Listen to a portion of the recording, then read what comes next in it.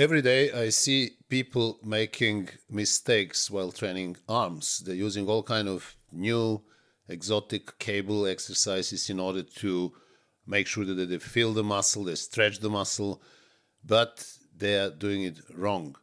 You don't grow muscle by massaging your muscles. You are only growing muscles by causing high level of mechanical tension.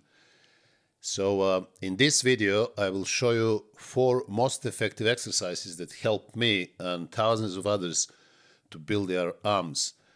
What I do and what I advise you to do are exercises which will make sure that you put great mechanical tension on your biceps and your triceps in order to grow them to their maximum.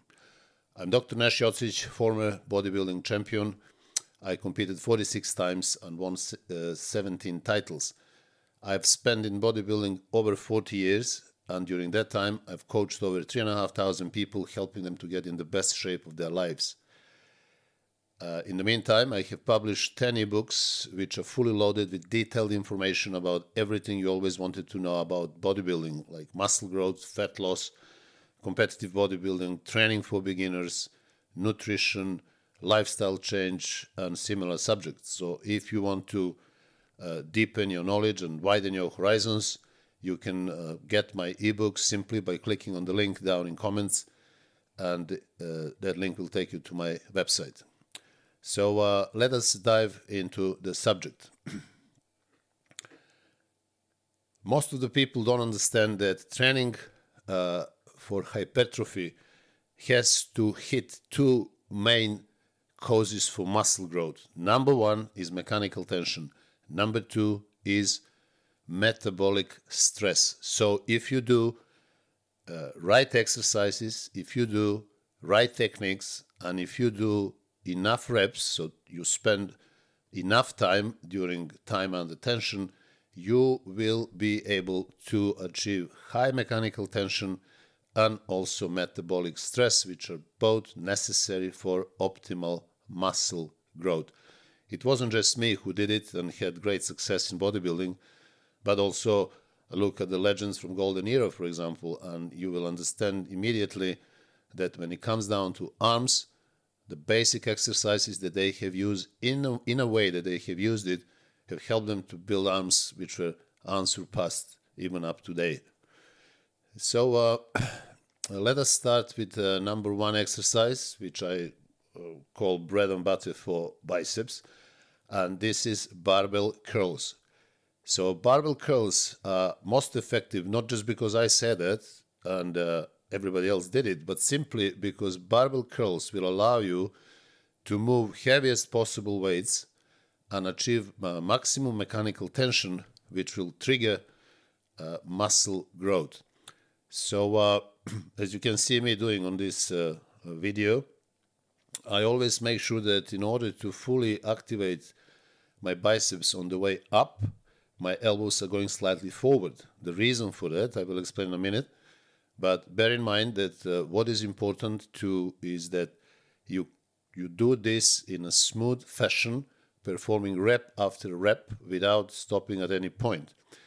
Now, I would advise you to perform every rep in minimum 3 to 4 seconds, meaning in the concentric part of the repetition, when you lift the weights, you do that within 1 or 2 seconds and then lower the weights in 2 seconds. So that will allow you to generate 3 to 4 seconds at least, minimum 3 to 4 seconds in every rep. So if you do, let's say, 10 reps, that will be anywhere from 30 to 40 seconds, which is enough time to stimulate very effective time under tension and also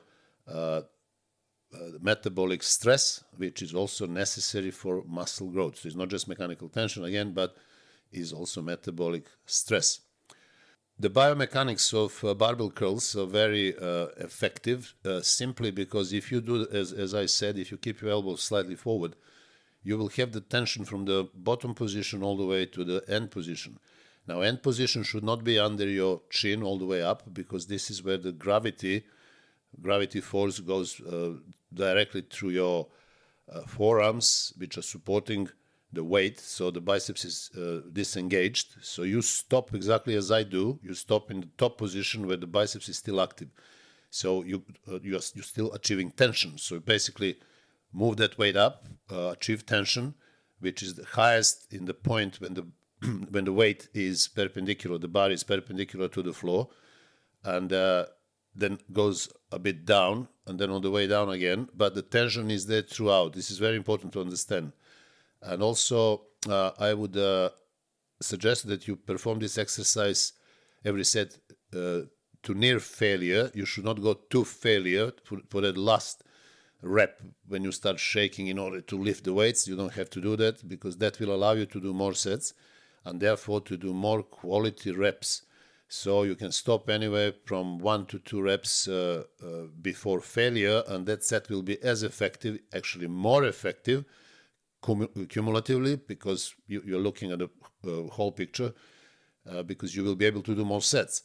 So go to near failure, 1 to 2 reps near failure, and also I would advise you to do 4 to 5 sets. I do 5 sets for barbell curls, and perform anywhere from 8 to 12 reps. As I mentioned, make sure that the reps are at least 3 seconds. So exercise number 2. This is Scott curl or preacher curl. And the benefit of this exercise is simply because it allows you more tension in the weakest point of biceps curls, and this is at the bottom.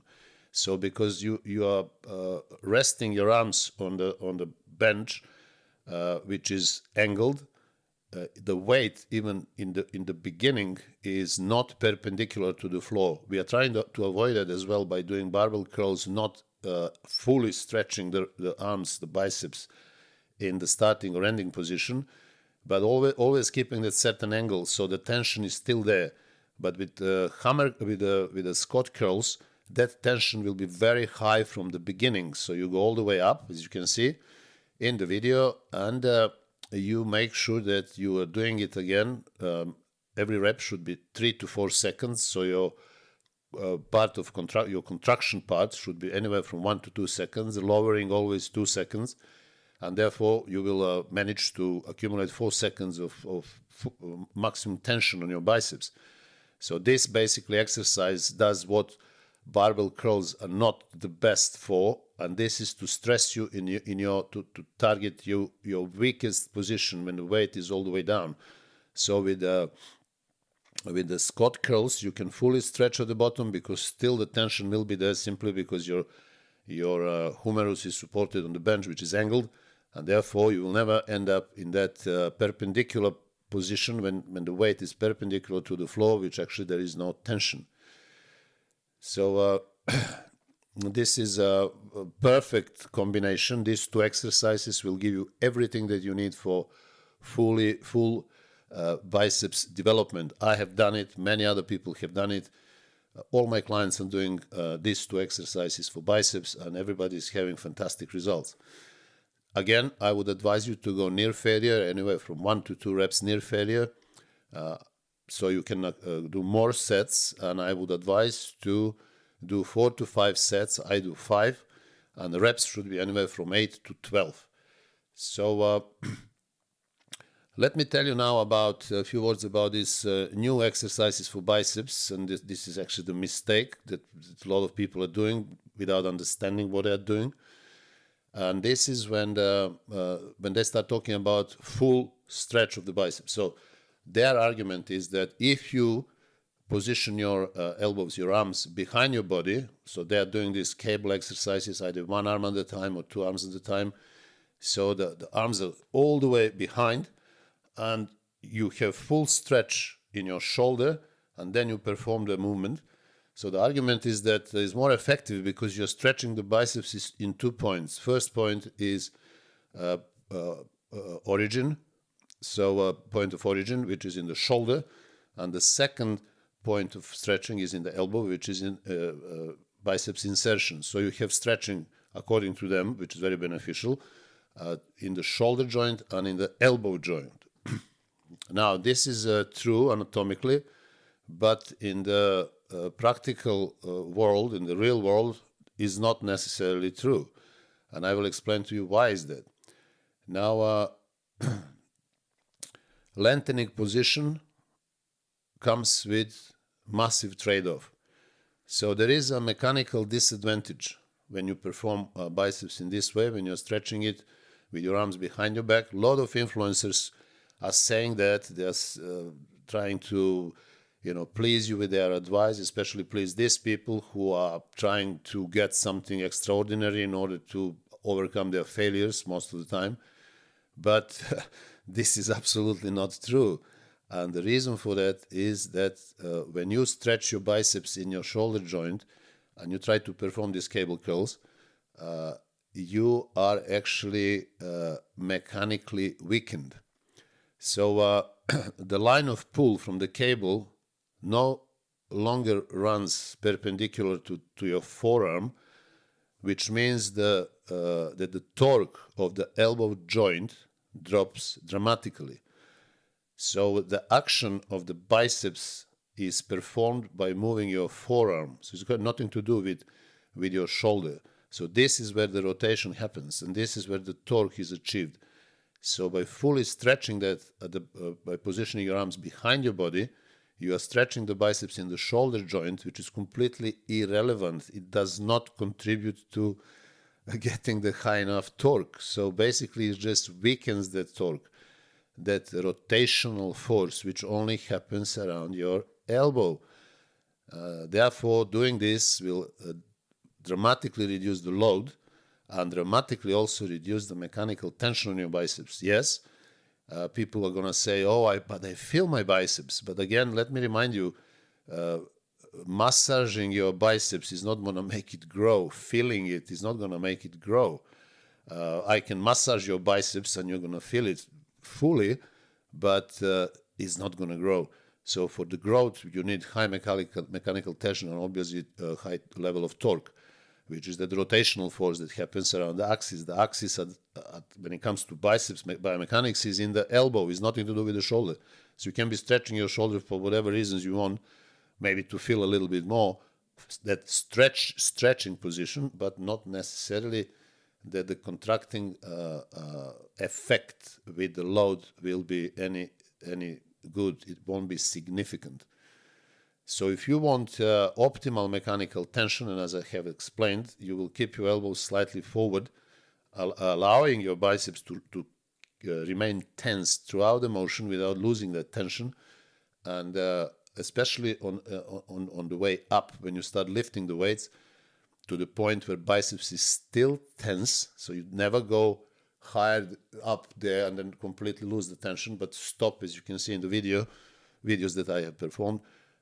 Therefore, this is the best way that you can do in order to increase that mechanical tension. So stretching your biceps, stretch doesn't really equal tension. Remember that. The real tension during biceps curls is at the joint where muscle works. So biceps aren't loaded when they do their primary work. By flexions of the forearms, they're not loaded if you keep that arm back. You have to focus on the main joint, which is actually the elbow. When it comes to triceps, I always start triceps with triceps pushdowns. This is a fantastic isolating exercise, puts a lot of stress, causes a lot of mechanical tension on your triceps. And what is most important to remember is that when you do this, in order to achieve the full contraction, you must keep your elbows close to your body so your humerus doesn't move forward or backwards, as often people do in order to lift heavier weights during this exercise.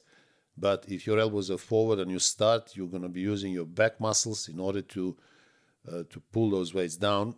Back will take obviously from your triceps, so it's not going to be very effective. Although you will be pushing heavier weights, that doesn't mean the triceps will be loaded more.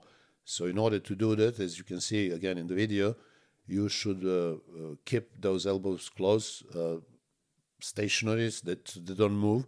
The only moving part again is your forearms, as the force happens around the elbow joint, not around the shoulder joint. So you don't want any movement around the shoulder. So you keep your hands, your elbows and your humerus close to your body in perpendicular position to the floor, and make sure that you're only moving your forearms. Do it slowly, again, 3 to 4 seconds minimum per rep, and you can also squeeze at the bottom if you want, so that will cause a little bit more contraction and help you achieve better effect. I would advise you to do 4 to 5 sets, again, going near failure, 1 to 2 rep,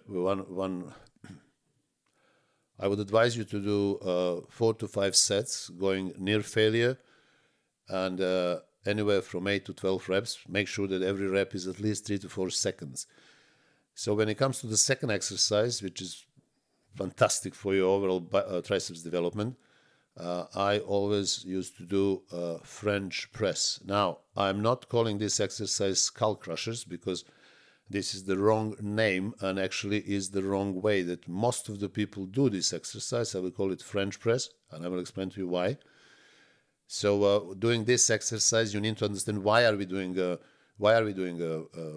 French press? Why do we need that extension behind the head for triceps? Now, triceps has 3 heads, so the outer and medial head will be activated by doing pushdowns, but your long head, which is the biggest part of your biceps, actually long biceps head will decide how big your overall triceps is.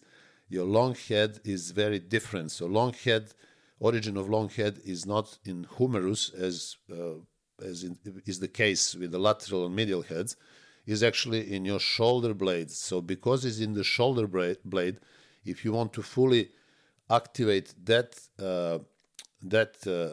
long head, you need to move your humerus as far behind as you can. But if you do it from the forehead, you're just going to do another push down exercise. Biomechanically, it's the same exercise. There is no difference. You're going to still be using predominantly outer and medial head, a bit of your long head. Now, if you move that arm behind your head, you're going to immediately feel and engage long head. So this is the only way to engage this biggest part of the triceps. This is why so many people have benefited mainly from developing their triceps, mainly by doing French press more than doing push downs. So as you can see on this video, I'm going behind. I'm not ending up on the forehead, I'm behind, but I could not find better clip. So to show you how actually that should be. But my son has done a couple of weeks ago some training, and we did footage, and you can see how Milos does it, and this is the best way to perform French press. It's nothing to do with the skull, so skull crushers, right? There is nothing to do with that. This is only very limited range of motion in this particular exercise for this particular reason, to activate the long head of the triceps. So if you want to get the most out of this exercise, see how Milos is doing that. By lowering that bar all the way down behind the head, behind completely, nothing to do with forehead, you are fully engaging your long triceps head. So these 2 exercises I found the most effective for myself, and also it's not just me, again, my clients, and also so many bodybuilders, professional bodybuilders, not to mention golden era legends. So guys, let me remind you again, this exercise should be done in near to failure fashion, so you don't go to failure, stop short 1 2 reps to failure. And also 4 to 5 sets, again I do 5, 8 to 12 reps. Make sure, which is very important, this is why I repeat it so many times, make sure that every rep is 3 to 4 seconds. If you do that, you will feel your triceps after every set extremely engaged, pumped, used. You're going to have a fantastic feeling about that achievement of your triceps exercise. So once again, let me recap for you. 2 best exercises for biceps are barbell curls and squat curls, and 2 best exercises for triceps are push downs and French press.